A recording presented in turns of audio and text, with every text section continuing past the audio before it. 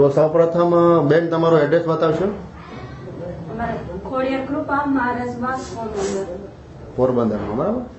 હવે આ તમારો બાબો છે, એનું નામ શું છે? જેનિસ કેતન લાખાણી. હા. હવે એમને કઈક તકલીફ હતી તો કઈ કઈ તકલીફો હતી? જેને તાવ આવી જતો હતો દોઢ વર્ષ પહેલા, પછી એને કબજિયાત હતી, પછી જમતો નતો, એવી ઘણી બધી તકલીફ હતી. એટલે તાવ આવી જતો એટલે કે તાવ આવી જતો એટલે અમારે મહિને કે દોઢ મહિને ડોક્ટર પાસે જવું પડતું, કાં તો બાટલો ચડાવવો પડતો, દવા લેવી પડતી. અને કબજિયાત થાય એટલે અમારે એને ગોળી તો ચડાવી જ પડતી, કાં તો ઈનેમાં ચડાવવું પડતું. એટલે કે ગોળી ચડાવો ત્યારે જ એને ખુલાસેથી લેટ્રિન ઉતરતું હતું. આટલી બધી તકલીફ હતી તમારા બાબાને? હા. પછી જમવામાં તો અમારે એની પાછળ દોડવું પડતું. જમવામાં પાછળ દોડો ત્યારે જ જમતો? એ જમવું હોય તો નહીં તો જમતો જ નહીં. તો બહુ તકલીફ થઈ શકે. અને ભણવામાં નબળો હતો. ભણવામાં ટકાવારી જોઈએ, ટકાવારી નથી આવતી, કારણ કે એની રોગ પ્રતિકારક શક્તિ ઘટતી હોય, એના શરીરમાં જે જોઈએ પૂરો સ્ટેમિના ન હોય, એટલે એનું ધ્યાન લાગે ને ટકાવારી ઓછી આવે. બરાબર. તો અત્યારે તો તંદુરસ્તી સારી છે તમારા બાબાની, બરાબર. તો એમ શેમના દ્વારા એમને તંદુરસ્તી સારી થઈ છે? મારા બાબાને નેચરામોલ જુનિયર પાવડર છે. હા. ચોકલેટ. હા. એટલે કોણે તમને આપ્યો હતો? જે અમારા રિલેશનમાં એક બેન છે, એને સજેસ્ટ કર્યો હતો.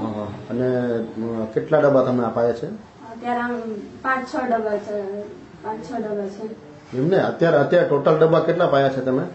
ટોટલ 20 ડબ્બા. ટોટલ 20 ડબ્બા તમે પાયા છે, બરાબર. કેવી રીતે ડબ્બા તમે આ નેચરામોલ આપતા?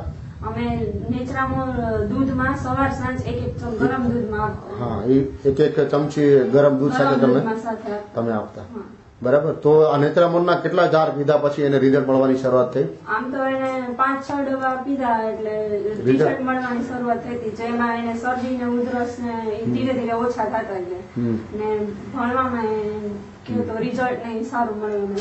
એટલે ભણવામાં હોશિયાર થઈ ગયો. ભણવામાં હોશિયાર. આ જયારે નતો પીતો એનું રિઝલ્ટ છે.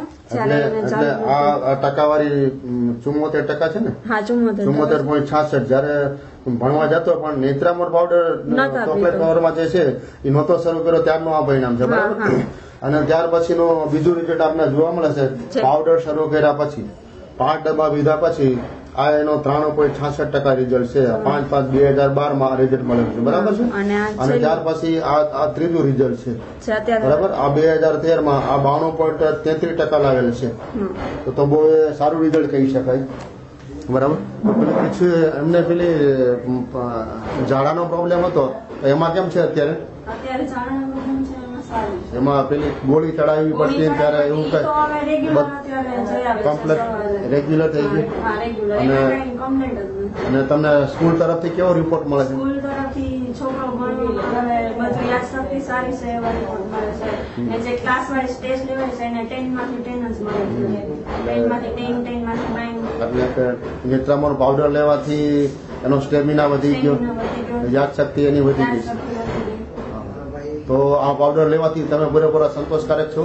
હા, અમે સંતોષ. અને તમે બીજા વાલીઓને શું સંદેશ આપવા માંગો છો? અમે બીજા વાલીઓને સંદેશ આપવા માંગીએ છીએ કે જેમ મા-બાપ પરેશાન, છોકરાઓ પરેશાન હોય તો મા-બાપે પરેશાન રહેવાના જ છે. તો જેમ અમે પરેશાન રહેતા બીજા કોઈ પરેશાન ન રહેવા જોઈએ, એ માટે અમે સલાહ આપીએ છીએ કે આ જુનિયર ચોકલેટ નેચરામોલ પાવડર ચાલુ કરવાની સલાહ આપીએ છીએ. Okay, thank you. તમે જે ઇન્ટરવ્યુ